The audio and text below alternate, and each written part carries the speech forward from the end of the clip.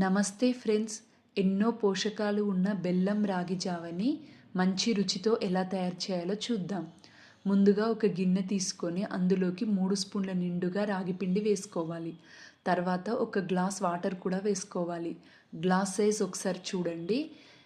ఏ స్పూన్తో అయితే రాగి పిండి తీసుకున్నామో అదే స్పూన్తో 2 స్పూన్ల బెల్లం వేసుకోవాలి. బెల్లం ప్లేస్లో చక్కెర కూడా వేసుకోవచ్చు. ఇప్పుడు దీన్ని ఒక అర నిమిషం పాటు ఉండలు లేకుండా కలుపుకోవాలి. ఇప్పుడు స్టవ్ ఆన్ చేసుకొని మంటని మీడియంగా పెట్టుకొని కంటిన్యూగా కలుపుతూ ఉండాలి. ఇలా కలపడం ఆపితే జావా ఉండలు కడుతుంది కాబట్టి ఖచ్చితంగా కంటిన్యూగా కలపాలి.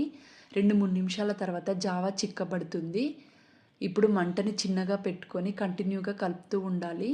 మీకు ఇలాచీ ఫ్లేవర్ కనుక నచ్చినట్లయితే ఒక ఇలాచీ కూడా యాడ్ చేసుకోవచ్చు.